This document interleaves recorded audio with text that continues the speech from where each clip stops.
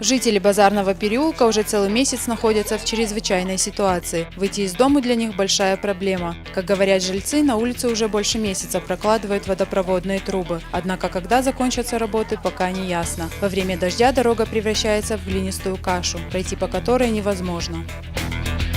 Мы боимся своих детей выпускать на улицу, потому что, например, вчера весь двор был залит водой, потому что канализация, стока нету в канализацию, весь двор был залит водой. Вчера чуть не упала сюда девочка полуторагодовалая. Мы не можем уследить за детьми. Утром, сами представляете, кто-то на работу, кто-то... В этом дворе живет 6 детей. Проехать на машине здесь можно только до середины улицы. Кроме того, проблематичен проезд к домам. Выкопанные ямы во время очередного дождя заполняются водой. Во дворе случается потоп. Помимо этого, в подвал домов начинает стекать вода после дождей, из-за чего появляется сырость. Вот мы здесь живем 40 лет. В течение 40 лет я здесь вообще все время вот такое творится. Неужели, если можно что-то самим сделать, почему об этом нужно каждую минуту мамсурав? Мамсурав расманенак анаошках. Вот это правильно.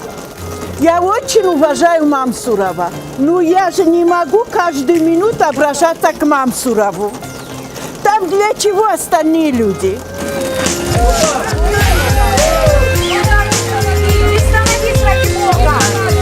Как говорят представители Владикавказских водопроводных сетей, у предприятия появились объективные причины, из-за которых работы по замене водопровода затянулись. На Базарном переулке ведутся работы по замене водопроводной линии, которая прошла все свои уже сроки эксплуатации. Сначала надо было, конечно, мне сказать и попросить прощения или извинения у жителей этого переулка за временные неудобства, которые мы им предоставили. Но у нас на предприятии получились некоторые объективные, я считаю, причины, поэтому мы задержали там производство работ. В ближайшее время это все будет закончено. Я думаю, что в четверг мы уже с этой улицы, как говорится, уйдем, наведя за собой порядок после раскопки.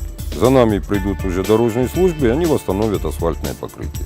Как пообещал главный инженер, после замены водопровода дорожными службами вновь будет проложен асфальт. Но пока жителям предстоит запастись терпением и осторожностью. Рая Дзантьева, Алла Венедиктова, Артем Балатаев, Осетия ТВ.